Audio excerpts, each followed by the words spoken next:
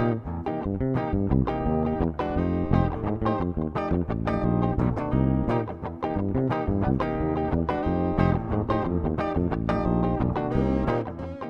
I'd like to do is to just very briefly show you the book that I use and give you a little bit of background into my situation. When I started teaching, I was a band director for about 6 years at a 4A high school in Pensacola, Florida. And I decided that I was going to shift schools after 6 years to a different situation. And so at that point I transferred to Pensacola High School. I've been at PHS for 11 years now.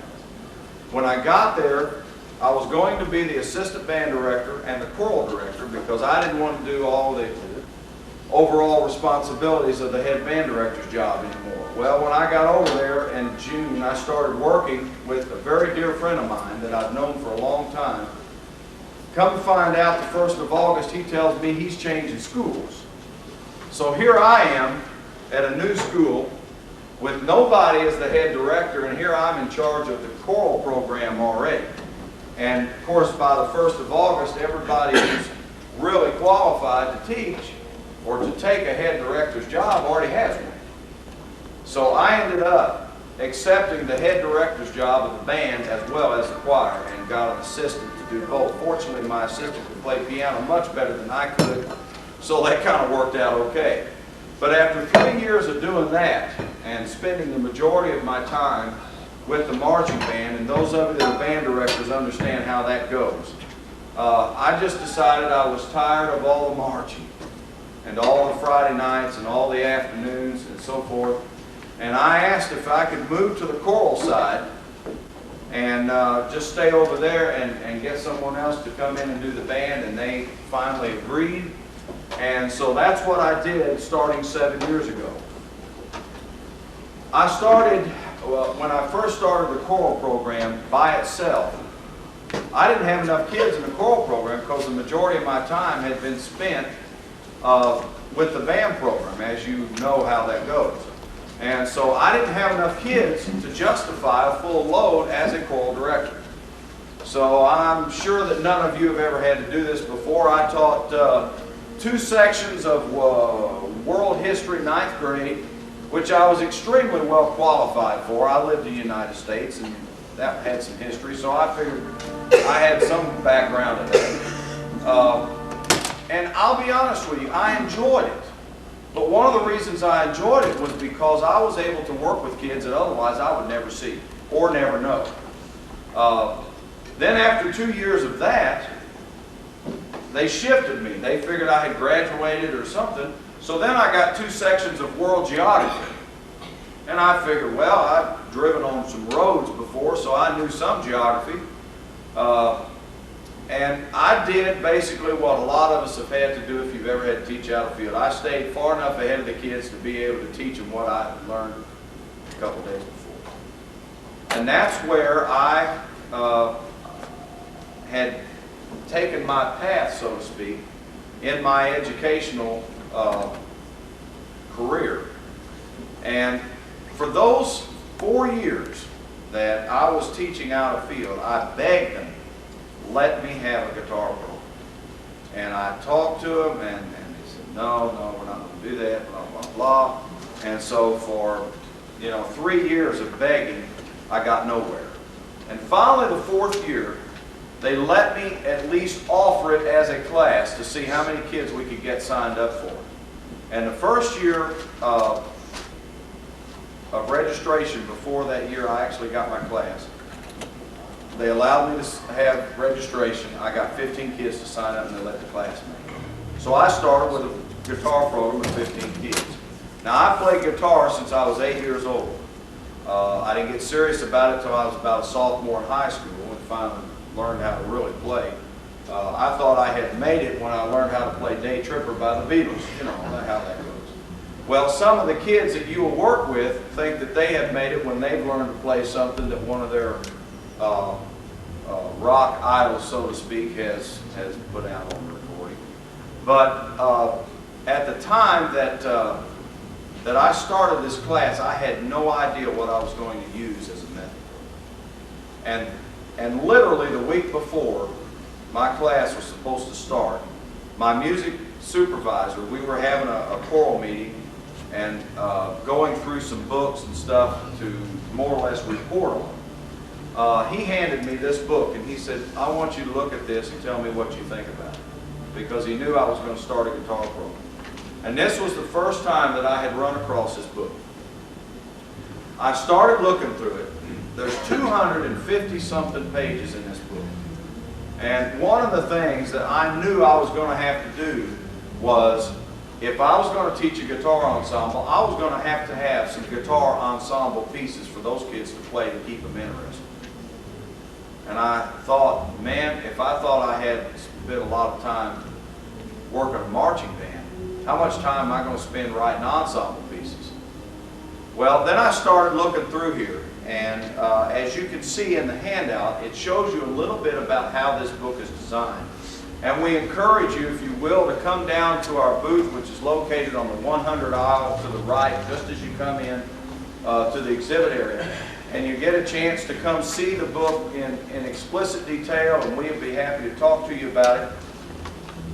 But just to show you the table of contents, all the units are broken down according to the different parts in that unit, including all the ensemble pieces that are written within that particular unit. Okay? There are 12 units to the book. Most of the units are divided by keys as they get farther along in the book in order to allow you to expose students to various keys. One of the things that I absolutely insist that my kids be able to do when they leave my class is read. I will not let a kid get out of my class without learning to read. If they do that, then I feel like I have done them a disservice. Because if I let them get out of there without learning to read, the only thing they're ever going to be able to play is something that I either taught them or that they somehow picked up or maybe somebody else taught them. But if I can teach them to read, then I've given them something that they can take with them for the rest of their life and be able to learn anything that they want to play at any time. So I insist that my kids learn to read. And that's why I got excited about the way this book was designed. Very similar to the way that a lot of method books are put together. It starts out with the very basic things, learning the notes on the strings one at a time. She approaches it very systematically by initially exposing the kids to just the patterns rhythmically that she wants to use, reading note values, but reading them only on the open strings. So you have not added the extra problem of putting fingers down yet on the fretboard. So she goes through all the open strings, then goes back and adds the notes that are possible to be played on all 6 open strings without any accidentals. Then she incorporates pieces that will conform to the notes that they have learned. And you'll notice that in the handout that you have, one of the pieces is a duet of When the Saints Go Marching In. Well, that occurs on page 41 of the book, I believe, 40. And it gets there pretty quick. So the kids are getting into the music relatively fast. And you can take it as fast or as slow as you feel like you need to do. But what she has done is once she teaches the notes that occur on the first 3 strings, then she teaches them the melody line to When the Saints as a single line melody. Then immediately following on the next page, she writes a counter melody to it, which you can see up there. And now they're learning to play, number 1, as an ensemble. Number 2, they're learning to read score form music. And they're also learning to play on multiple strings while actually reading the music off the page. And so she's beginning to incorporate all of these things into this at a relatively early point. Okay? Well, we would like to play for you now the arrangement that Kathy Ellis did of When the Saints Go Marching In. And this is the duet. Okay?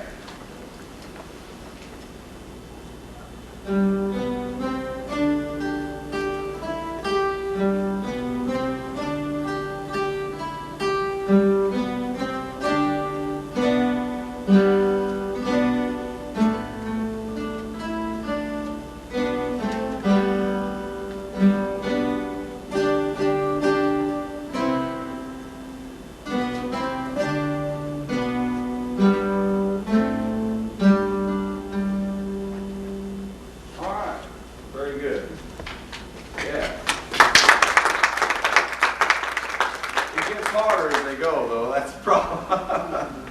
Great. Now, that gives you an idea as to how Kathy's designed the book. It starts out very simple, and one of the nice things that I found immediately as I began teaching out of this book was that I was going to be able to take kids that came to me in my class at different ability levels, and rather than worry about, well, are they going to get separated? Is this kid going to take off and leave the rest of the class? And what am I going to do with him? You know, how am I going to handle that? Because in a lot of method books that are out, they're designed and they work very, very well. But most of them are designed to be used in private study situations or very, very small classes of 2 to 3 people. Because usually you can keep that kind of class together. Well, what are you going to do if you get a class of 15 to 20 to 25 students? And you get some kids that come in, maybe a kid has come, and this happened to me. A kid came into my class 2 years ago that had taken lessons for 2 years. Could play his tail off and couldn't read a note. What do you do with a kid like that? How do you keep him motivated when his reading level is here and his playing level's here? You know? And all the other kids look at him and say, man, he's great. Wish I could do that. But as far as reading goes, he's down there with the other kids. Well, as you get into the ensemble pieces, you'll notice that when she gets into a little more difficult 2- and 3-part things, she incorporates more difficulty into each part. So, for instance, if I get a student that's at the relatively, what we would call the beginning level stage, I put that student on the first part, which is usually the easiest part. Then the second part will usually be a counter melody. So that's not going to be the main melody, so it's going to be a little bit more difficult. Usually not technically, but some kids have a little bit more difficulty hanging with a part that's not a melody. And then the third part will be some type of chordal accompaniment. Or it'll have a harmony part that will have more skips in it than the others. Therefore, there's added technical difficulty with that part. Well, I'll take the kids that are more advanced and I'll put them on the harder parts. So they're going to be motivated and challenged. The kids that are at the lower levels will be challenged and motivated as well, but I'm going to be able to keep the entire class together.